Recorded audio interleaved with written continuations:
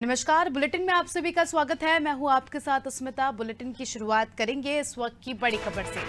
बड़ी खबर भोपाल से आपको बता रहा है, जहां राज्य सरकार ने नई कमेटी बनाई है। बढ़ते आत्महत्या मामलों पर नई कमेटी का गठन किया गया है। 20 अफसरों की कमेटी अब रिव्यू करेगी और कमेटी सरकार को सुझाव भी देगी। सरकार ने अफसरों को टारगेट दिया है, जिसमें 10% कमी लाने की अफसरों के सामने चुनौती है। साथ ही अतिरिक्त मुख्य सचिव स्वास्थ्य अध्यक्ष होंगे इस कमेटी के और डीजीपी प्रमुख सचिव को सदस्य बनाया गया है। इसी के साथ ही 12 विभागों के अधिकारियों को भी इस कमेटी का सदस्य बनाया है। कुल मिलाकर 20 अफसरों की कमेटी का गठन किया गया है, जो खासकर इस बात पर ही नजर रखेगी कि आखिर क्यों इस प्रकार के आत्महत्या के केसेस बढ़ते जा रहे हैं और आने वाले समय में इस प्रकार के केसेस ना आए, उसको लेकर स्टडी करेगी ये कमेटी। साथ ही सरकार को भी सुझाव देगी। अलग अलग विभागों के अधिकारी इस कमेटी में इस कमेटी के सदस्य होंगे। 12 विभागों के अधिकारी बताया जा रहा है कि इस कमेटी के सदस्य होंगे। तो एक नई कमेटी का गठन मध्य प्रदेश सरकार ने किया है और सबसे बड़ी चुनौती यहां पर सरकार ने इस कमेटी के सामने रख दिया। हम कह सकते हैं एक चैलेंज के तौर पर सरकार ने इस कमेटी को दिया है, जिसपे 10% की कमी लाने की बात कही गई है। धीरे धीरे करके ये प्रतिशत बढ़ता जाएगा और इस प्रकार के आत्महत्या सुसाइड की केसेस ना हो प्रदेश में, उसको लेकर ये कमेटी काम करेगी।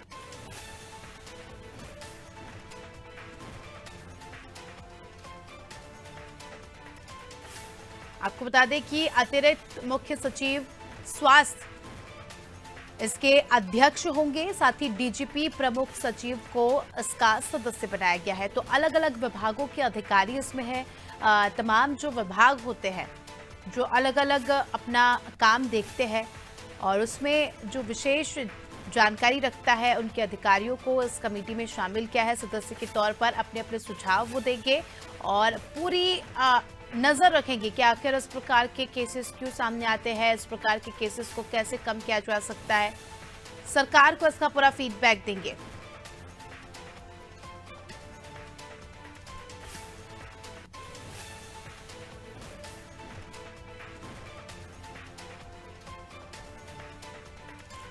कमेटी बताया जा रहा है कि सरकार को अलग अलग सुझाव भी देगी कि किस प्रकार से जनता के लिए सरकार काम कर सकती है, किस प्रकार से ऐसे व्यक्तियों के लिए सरकार काम कर सकती है जो कहीं ना कहीं डिप्रेस्ड है, परेशान है और सुसाइड जैसे कदम उठाते हैं, सुसाइड जैसे फैसले लेते हैं, आत्महत्या करते हैं।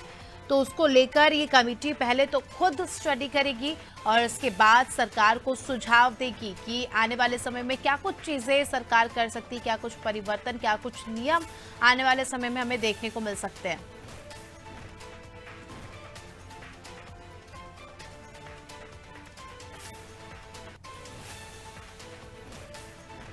चलिए, इसी के साथ इस खबर पर हमारे साथ हमारे सहयोगी विवेक पांडे जुड़ चुके हैं। विवेक, एक नई कमेटी का गठन किया है सरकार ने, जो कि इस बात पर ध्यान रखेगी जिस प्रकार से सुसाइड केसेस प्रदेश में बढ़ते जा रहे हैं, तो उसको लेकर सुझाव एक कमेटी देगी। क्या कुछ जानकारी इस कमेटी के बारे में? देखिए, कल राजधानी सहित प्रदेश भर में करीब 2 दर्जन से अधिक सुसाइड के मामले सामने आए हैं। भोपाल, मुरैना, पन्ना सहित कई जिलों में लोगों ने आत्महत्या की है और इसकी कई अनेक वजह है। पारिवारिक विवाद है, कर्ज है, गरीबी है और कई ऐसे मानसिक प्रताड़ना के मामले हैं जिसके चलते लोगों ने सुसाइड करने का कदम उठाया है। और ठीक ही इसी मामले को ध्यान में रखते हुए राज्य सरकार ने कमेटी गठित कर दी है और कल ही इस कमेटी की गठन सरकार की तरफ से किया गया है। खास बात यह है, इस कमेटी में अतिरिक्त मुख्य सचिव हेल्थ, डीजीपी और प्रमुख सचिव स्तर के अधिकारी शामिल रहेंगे और करीब 20 विभागों के अधिकारियों को शामिल किया गया है। खासतौर पे इस मामले को अधिकारी निपटाएंगे कि मध्य प्रदेश में आखिर आत्महत्या के मामले क्यों बढ़ रहे हैं। सबसे महत्वपूर्ण बात है कि साल 2030 तक सरकार ने 10% आत्महत्याओं के मामलों में कमी लाने के लिए लक्ष्य भी तय किया है और ये कहा है कि इस मामले को लेकर स्टडी की जाएगी बाकायदा कि आखिर मध्य प्रदेश में लोग आत्महत्या क्यों कर रहे हैं। और इसमें 3 कैटेगरी बनाई गई है: महिला, युवा और किसान। और इससे जी। पहले भी छात्रों के सुसाइड के मामले में एक कमेटी पहले ही सरकार ने गठित की है। लेकिन कल जिस तरीके से भोपाल में एक ही परिवार के 4 सदस्यों ने खुदकुशी की, वही मुरैना में देखा गया कि पिता ने बेटी के साथ उसके तीनों बच्चों को जहर दिया। पन्ना में 2 लोगों ने सुसाइड किया। पिछले दिनों विदिशा में बेटी और पिता ने छेड़छाड़ की परेशानी के चलते सुसाइड किया था। तो इन तमाम मामलों को देखते हुए सरकार ने कल मध्य प्रदेश जो आत्महत्या रोकने की जो कमेटी है उसका गठन किया है। और साल 2030 तक ये कमेटी को इस मामले की जानकारी देनी होगी, आखिर क्यों मध्य प्रदेश में सुसाइड के मामले बढ़ रहे हैं और 10% कमी लाने के लिए क्या जी। क्या कदम उठाए जा सकते हैं। इसको लेकर ये मध्य प्रदेश मानसिक रोगी प्राधिकरण जो है वो इसको लेकर टास्क फोर्स की सिफारिश के आधार पर रणनीति तैयार करेगा। लेकिन सबसे महत्वपूर्ण बात है कि साल 2020 के एनसीआरबी के रिपोर्ट में ये बताया गया कि मध्य प्रदेश में 17% जी। आत्महत्याओं के मामले में बढ़ोतरी हुई है। भोपाल के अलावा इंदौर में सबसे ज्यादा खुदकुशी के मामले सामने आए हैं, ग्वालियर है। इसके अलावा ये राहत की भले बात है कि जबलपुर में इसकी जरूर कमी आई है, लेकिन 3 बड़े शहरों में आत्महत्या के मामले में बढ़ोतरी हुई है। और केंद्र सरकार ने भी साल 2022 में इसी तरीके की एक कमेटी बनाई थी जो इस मामले की सिफारिश करे कि आखिर क्यों आत्महत्या के मामले बढ़ते जा रहे हैं और इसकी जी। कमी लाने के लिए सरकार क्या क्या कदम उठा सकती है। तो इन तमाम बिंदुओं को ध्यान में रखते हुए सरकार ने एक कमेटी गठित कर दी है और ये निर्देश दिए गए हैं कि साल में 4 से 5 बैठकें होंगी जिसमें जी। ये पूरे रिपोर्ट रखी जाएगी कि आखिर मध्य प्रदेश में क्यों सुसाइड किए जा रहे हैं। जी। जी बिल्कुल विवेक, कदम तो बहुत अच्छा उठाया गया है सरकार की ओर से। अब आने वाले समय में देखना खास होगा कि कमेटी काम किस स्तर पर करती है और धरातल पर इसके क्या परिणाम सामने आते हैं। आप बने रहिए हमारे साथ, जल्दी आपका रुख करेंगे। तो दर्शकों को बता दें, खबर आपको बताई राजधानी भोपाल से जो है एक नई कमेटी का गठन किया गया है जो इस बात की जानकारी सरकार को देगी कि आखिर प्रदेश में इतने सुसाइड केस क्यों बढ़ रहे हैं। चलिए इसी के साथ अब अगली खबर का रुख कर लेते हैं। खबर भोपाल से, जहां पटवारी परीक्षा में गड़बड़ी का मामला जो था उसका ये बड़ा अपडेट है। अब बताया जा रहा है कि अधिकारियों की मुश्किलें बढ़ सकती है। कई सारे चेयरमैन हटाए जा सकते हैं, जिसमें नाम आ रहा है मलय श्रीवास्तव को हटाया जा सकता है जो कि चेयरमैन है। शिकायत पर ध्यान नहीं देने पर कार्रवाई हो सकती है। अभ्यर्थियों की शिकायत पर कोई ध्यान नहीं दिया गया, लापरवाही यहां पर बरती गई। परिणाम जारी होने के बाद जो है अभ्यर्थियों ने शिकायत की थी गड़बड़ी को लेकर और उनकी शिकायतों को नजरअंदाज कर दिया गया था। उसी को लेकर अब अधिकारियों की मुश्किलें बढ़ सकती है। चलिए इसी के साथ और जानकारी लेंगे, हमारे सहयोगी विवेक हमारे साथ जुड़ चुके हैं। विवेक, लगातार देखा जा रहा है कि पटवारी भर्ती परीक्षा जो हुई थी उसको लेकर अभ्यर्थियों में लगातार रोष व्याप्त है। उनका ये कहना है कि कहीं ना कहीं इस पूरी परीक्षा वाले मामले में गड़बड़ी हुई है, जिसकी शिकायत उन्होंने अधिकारियों से की, मगर यहाँ पर बड़ी लापरवाही देखी गई, उनकी बातों को नजरअंदाज किया गया और अब बताया जा रहा है कि आने वाले समय में उन तमाम अधिकारियों पर गाज गिर सकती है। देखिए, मध्य प्रदेश में विधानसभा चुनाव से पहले पटवारी परीक्षा सरकार के लिए सरदर्द बन गई है और इस सरदर्द की वजह है कि पटवारी परीक्षा में एक ही कॉलेज के 10 बच्चों में से 7 बच्चों ने टॉप किया। दिलचस्प ये बात है कि कांग्रेस इसे मुद्दा बनाने की कोशिश कर रही है, लेकिन अभ्यर्थियों के गुस्से को देखते हुए राज्य सरकार ने फिलहाल नियुक्तियां रोक दी हैं। खुद मुख्यमंत्री ने इस मामले में सीधा हस्तक्षेप करते हुए संज्ञान लिया है और ये कहा है कि अभी फिलहाल नियुक्तियों को रोका जा रहा है। और जिस तरीके के आरोप लगे कि एक ही कॉलेज के सेंटर से कई बच्चे टॉप किए और उनके साइन बाकायदा हिंदी में हुए, इस मामले में सरकार के प्रवक्ता नरोत्तम मिश्रा ने अपनी सफाई दे दी। लेकिन देर रात होते हुए कल मुख्यमंत्री ने इस मामले में संज्ञान लेते हुए नियुक्तियां रोक दी है। लेकिन सरकार की मुश्किलें बढ़ाने के लिए न सिर्फ कांग्रेस जिम्मेदार है बल्कि एम्प्लॉय सिलेक्शन बोर्ड के वो अधिकारी भी शामिल है जिनके पास अभ्यर्थियों ने शिकायत की, लेकिन बिना सरकार को जानकारी दिए उन्होंने जांच नहीं कराई। और इस मामले में जब सरकार ने नियुक्तियां रोक दी है तो जरूर इस बात की पड़ताल की जाएगी कि आखिर इलेक्शन सिलेक्शन बोर्ड के पास जो शिकायतें मिली थी उन पर ध्यान क्यों नहीं दिया गया। और खास बात यह है कि चेयरमैन मलय श्रीवास्तव पर भी गाज गिर सकती है, उन्हें भी हटाया जा सकता है। जो सूत्र है वो ये बता रहे हैं कि मलय श्रीवास्तव से अभ्यर्थियों ने शिकायत की थी पटवारी परीक्षा के परिणाम आने के फौरन बाद ही, लेकिन इस शिकायत के जांच कराने की बजाय इस शिकायत को दबाने की कोशिश मलय जी श्रीवास्तव ने की थी, जो इस वक्त एम्प्लॉय सिलेक्शन बोर्ड के चेयरमैन है।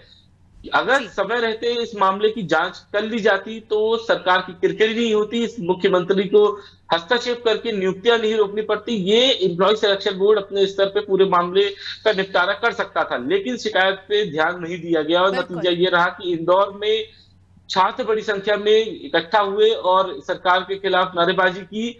बड़ी संख्या में छात्र पहुंचने की वजह से इंदौर में पुलिस के सामने बड़ी चुनौती थी और युवाओं ने ये ऐलान कर दिया कि आने वाले दिनों में राजधानी में बड़े स्तर पे प्रदर्शन और आंदोलन किया जा सकता है जी और लिहाजा चुनाव से पहले इस डैमेज कंट्रोल को ध्यान में रखते हुए अभ्यर्थियों के गुस्से को शांत करने के लिए मुख्यमंत्री ने फिलहाल पटवारी की परीक्षा रोकने का फरमान दे दिया। लेकिन जी मुख्यमंत्री हर मामले के लिए जिम्मेदार नहीं है, कुछ जिम्मेदारी अधिकारियों की भी होती है बिल्कुल और लिहाजा अधिकारियों ने इस मामले को गंभीरता से नहीं लिया। कांग्रेस लगातार सरकार पे आरोप लगा रही थी और बतौर मुख्यमंत्री होने के नाते मुख्यमंत्री शिवराज सिंह चौहान ने यह फैसला किया कि फिलहाल अभ्यर्थियों के अभ्यर्थियों को जो संदेह इस परीक्षा को लेकर है उसको पहले दूर किया जाए और इस लिहाज से मुख्यमंत्री ने नियुक्तियां रोकने का आदेश दे दिया है। लेकिन महत्वपूर्ण यह है कि एम्प्लॉय सिलेक्शन बोर्ड के अधिकारियों के पास जब इस बात की शिकायत गई तो बिल्कुल उन्होंने एक्शन क्यों नहीं लिया। इस मामले की सरकार जरूर जांच इस नियुक्ति रोकने के साथ साथ जरूर कराएगी।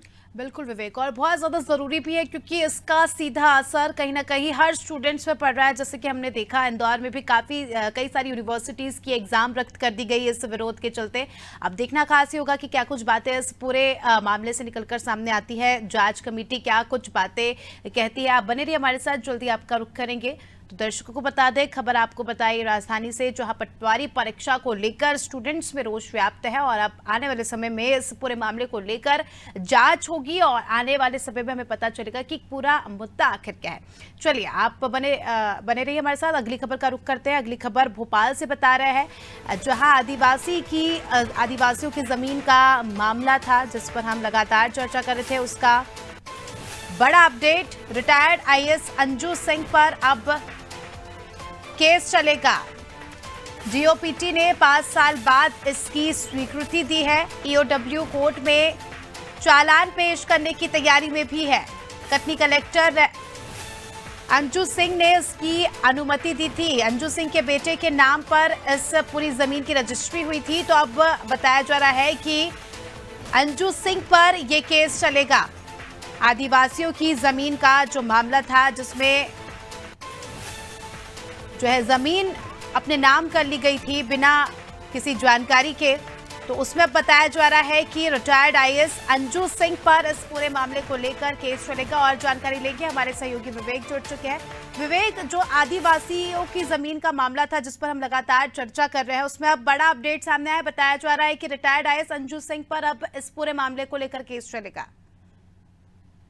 देखिए, मध्य प्रदेश सरकार ने आदिवासियों की जमीन बेचने के मामले में पहले ही 4 अधिकारियों के खिलाफ कार्रवाई कर दी है और उनके खिलाफ लोकायुक्त ने एफआईआर की है। लेकिन ईओडब्ल्यू में पिछले कई सालों से एक मामला लंबित था। कटनी में बतौर कलेक्टर रहते हुए रिटायर्ड आईएएस अंजू सिंह बघेल ने आदिवासियों की जमीन को लेकर एक आदेश जारी किया था और इस आदेश को गैर आदिवासी को बेचा गया था। दिलचस्प यह है कि इस जमीन की खरीदार कोई और नहीं, अंजू सिंह बघेल के बेटे ही थे और उसके नाम पर रजिस्ट्री हुई थी। इस मामले में लोकायुक्त ने एफआईआर की है। लेकिन 5 साल बाद अब डीओपीटी ने चालान पेश करने की स्वीकृति दे दी है। डीओपीटी ने अभियोजन की स्वीकृति देते हुए ये कहा है कि ईओडब्ल्यू इस मामले की कार्रवाई कर सकता है और ईओडब्ल्यू को जब डीओपीटी की तरफ से सरकार की ओर से जब ये पत्र मिला तो अब ईओडब्ल्यू जल्द ही रिटायर्ड आईएएस अंजू सिंह बघेल के खिलाफ मामला कोर्ट में चलाने के लिए चालान पेश कर सकता है। सबसे महत्वपूर्ण बात है कि न सिर्फ अंजू सिंह बघेल बल्कि कई ऐसे आईएएस हैं जिन्होंने इस मामले की स्वीकृति दी थी कि आदिवासियों की जमीन गैर आदिवासियों को बेची जा सकती है। जबकि राजस्व भू संहिता का नियम यह है कि बिना इस मामले को लेकर जो आदिवासियों की जो जमीन है इसमें सिर्फ तभी दी जा सकती है जब आदिवासी पूरी तरीके से निशक्त हो और उनके पास पैसे की तंगी हो, आर्थिक रूप से कमजोर हो और जमीन के बदले दूसरी जगह वो जमीन खरीद सकते हैं किसानी के लिए, और परिवार की आर्थिक स्थिति खराब होने के चलते ही कलेक्टर इस मामले की अनुमति दे सकते हैं कि वो आदिवासी की जमीन खरीद सकते हैं। लेकिन इस मामले में राजस्व पूर्व संहिता का उल्लंघन किया बतौर कलेक्टर रहते हुए अंजू सिंह बघेल ने। और दिलचस्प ये है कि न सिर्फ इसमें आदिवासियों की जमीन गैर आदिवासियों की को बेचने की अनुमति दी, बल्कि जब इस मामले की ईओडब्ल्यू ने जांच की तो ये पता चला कि इस जमीन को, आदिवासियों की जमीन को खुद ही अपने बेटे के नाम पे रजिस्ट्री करा दी। तो ये एक जो भ्रष्टाचार का मामला है, इसके अलावा आर्थिक अनियमितता और प्रशासनिक पद के दुरुपयोग का मामला है। इस मामले में एफआईआर ईओडब्ल्यू ने की थी और लंबे समय से सरकार से अभियोजन की स्वीकृति ईओडब्ल्यू मांग रहा था, लेकिन ये अभियोजन की स्वीकृति डीओपीटी की तरफ से दी गई है। राज्य सरकार ने बाकायदा डीओपीटी को पत्र लिखा था कि ईओडब्ल्यू में अंजू सिंह बघेल के खिलाफ मामला दर्ज है और इस मामले की चालान पेश करने की अनुमति दी जाए। लिहाजा सरकार के पत्र के बाद डीओपीटी ने मंजूरी दे दी है। कुछ ही दिनों के अंदर ईओडब्ल्यू अंजू सिंह बघेल, जो कि रिटायर्ड आईएएस है, उनके खिलाफ कोर्ट में चालान पेश करेगा। लेकिन पिछले दिनों जब 4 आईएएस के खिलाफ जबलपुर लोकायुक्त ने एफआईआर की थी, उसके बाद से ही आदिवासियों की जमीन को गैर आदिवासियों को बेचे जाने के मामले को लेकर प्रदेश के कई ऐसे कलेक्टरों की मुश्किलें बढ़ी हैं जिन्होंने अनुमति दी है। शिवपुरी, अशोकनगर, जबलपुर सहित कई ऐसे कलेक्टर हैं जो लंबे समय से पदस्थ रहे। देखना खास होगा कि क्या कार्रवाई होती है, क्योंकि अब तो नाम भी सामने आ गया है और लगातार ये मुद्दा जो है गर्माता जा रहा है। इस पर अब बड़ी कार्रवाई भी हो सकती है। चलिए आप बने रहिए हमारे साथ, जल्दी आपका रुख करेंगे। चलिए अगली खबर का रुख कर लेते हैं। अगली खबर भी राजधानी से ही, जहां बड़े तालाब में प्रदूषण का मामला सामने आया है। नगर निगम को बड़ा झटका लगा है। एनजीटी ने 1 करोड़ का जुर्माना लगाया है। गंदा पानी रोकने में विफल रहा नगर निगम। 50 मीटर के दायरे में जो क्षेत्र है वो जलमग्न है। इसके साथ ही जेटी का अस्थायी निर्माण किया गया है यहाँ पर, जो कि अवैध है। तमाम बातें जो है सामने निकल कर आ रही है। चलिए इसी के साथ हमारे सहयोगी विवेक जुड़ चुके हैं हमारे साथ, उनसे जानकारी ले लेंगे। बड़ा तालाब भोपाल की शान कहा जाता है विवेक, और अब प्रदूषण के मामले में बड़ा झटका यहाँ पर लगा है और अब बताया जा रहा है कि अब 1 करोड़ का जुर्माना भी इसके चलते नगर निगम को भरना पड़ेगा। देखिए, आर्थिक तंगी से जूझ रहे नगर निगम की अब मुश्किलें और भी ज्यादा बढ़ चुकी हैं, क्योंकि एनजीटी ने बड़े तालाब को लेकर नगर निगम भोपाल पर 1 करोड़ का जुर्माना लगाया है। एनजीटी के पास बड़े तालाब से लेकर भोपाल के आसपास ग्रीन बेल्ट के निर्माण को लेकर कई याचिकाएं लगी हुई है और इसमें एनजीटी सुनवाई कर रहा है। लेकिन पिछले दिनों एक याचिका को लेकर जुर्माने की कार्रवाई एनजीटी की तरफ से की गई है और एनजीटी ने कहा है कि नगर निगम प्रदूषण रोकने के मामले में विफल रहा है। हालांकि नगर निगम ने आसपास के क्षेत्रों में sewage treatment plant, STP plant लगाए हैं, लेकिन इसके बाद भी गंदा पानी बड़े तालाब को दूषित कर रहा है और इस मामले में नगर निगम की जिम्मेदारी तय की है कि आखिर किन वजहों से नगर निगम की तरफ से लापरवाही हुई और एनजीटी को जुर्माने की कार्रवाई की गई और नगर निगम को यह हिदायत दी गई है कि जल्द से जल्द इस रकम को कोर्ट में जमा कराएं। और एनजीटी ने जब ये फैसला सुनाया तो उस वक्त जो दलीलें दी गई वो बेहद दिलचस्प थी। एनजीटी की तरफ से ये कहा गया कि नगर निगम के पास महत्वपूर्ण जिम्मेदारी है।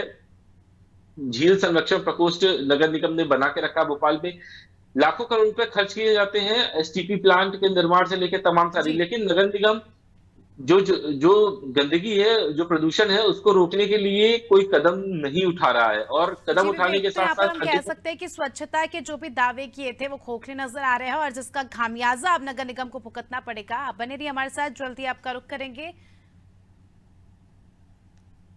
चलिए इसी के साथ अगली खबर का रुख कर लेते हैं। खबर भोपाल से, जहां अब मध्य प्रदेश में कांग्रेस की मुश्किलें बढ़ सकती है। विधानसभा चुनाव से कांग्रेस की मुश्किलें बढ़ी क्योंकि अब जयस जो है अकेले चुनावी मैदान में उतरने वाली है। जी आदिवासी संगठन आदिवासी नेताओं के साथ जयस अकेले चुनावी मैदान में उतरेगा और इस फैसले के बाद कहीं ना कहीं कहा जा सकता है कि कांग्रेस की बड़ी मुश्किलें बढ़ने वाली है। बड़ी चुनौती कांग्रेस के सामने जो है आ गई है।